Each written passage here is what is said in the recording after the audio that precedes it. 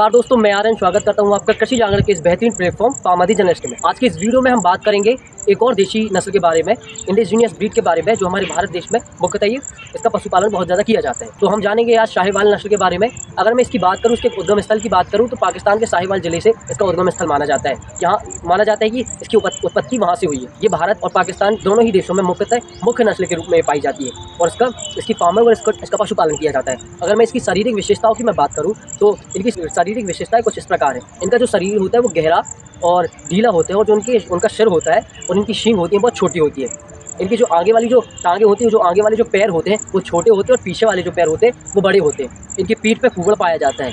और अगर मैं इनकी ऊंचाई की बात करूं तो 136 सेंटीमीटर से लेकर 120 सेंटीमीटर तक इनकी ऊंचाई होती है। और इनके वजन की अगर मैं बात करूं तो 450 किलो से लेकर 500 किलो तक इनका वजन, इनका भार देखा जाता है।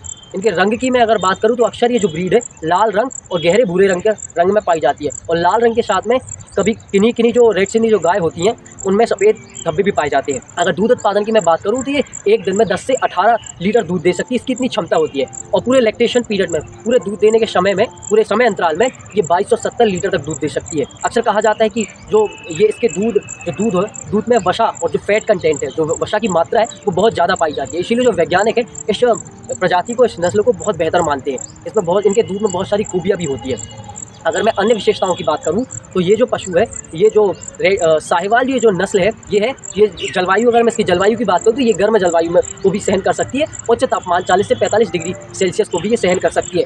ये परजीवी और किल्ली प्रतिरोधक होती है। मतलब पैरासाइट्स जो होते हैं, अक्सर देखा जाता है कि पशुओं में पैरासाइट्स लग जाती है, किल्ली लग जाती है। जो इस नस्ल की जो गाय है ये प्रतिरोधक होती है। अक्सर इन नस्लों की गाय में किल्ली जैसे चीज़ें, पैरासाइट्स नहीं लगती। प्रजनन जो इसकी क्षमता होती है बहुत बेहतर होती है। अक्सर देखा जाता है इनमें जो अनफर्टिलिटी रेट होता है वो बहुत कम होता है। अगर प्रजनन दर बहुत अच्छी होती है। अगर मैं बात करूं तो ये जो नस्ल है ये देश के काफ़ी बड़े हिस्से में इसका पशुपालन किया जाता है। अगर मैं बात करूं तो पंजाब, हरियाणा, दिल्ली, राजस्थान, मध्य प्रदेश, बिहार, उत्तर प्रदेश जैसे क्षेत्रों में शाहीवाल नस्ल की किस्म की जो गाय होती है उनका पशुपालन किया जाता है। कुछ विदेशों में भी इन गायों को, इन ब्रीडों को एक्सपोर्ट किया गया है। अगर जैसे एशिया, अफ्रीका और करीबियन जैसी जो कंट्रियाँ, यहाँ की जलवायु गर्म होती है और ये टेम्परेचर को भी टॉलरेट कर सकती है। इसीलिए इन क्षेत्रों में, इन देशों में भी इनको एक्सपोर्ट किया गया है। अगर मैं बात करूँ तो ये जो गाय की जो नस्ल होती है 32 से 35 महीने में ये नस्ल प्रजनन के लिए सक्षम हो जाती है, प्रजनन के लिए तैयार हो जाती है। हर 15 महीने के बाद फिर से आप इसका दोबारा प्रजनन कर सकते हैं।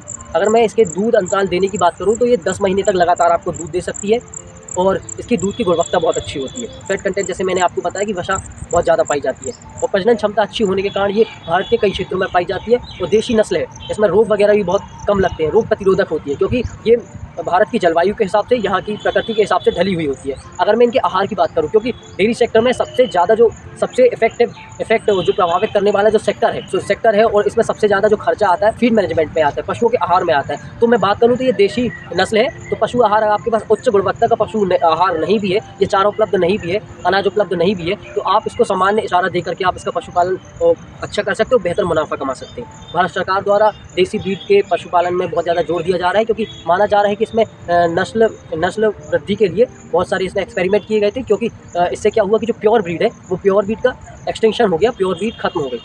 तो इस तरीके से आप शाहीवाल नस्ल की गाय का पशुपालन करके एक अच्छा मुनाफा कमा सकते हैं। धन्यवाद।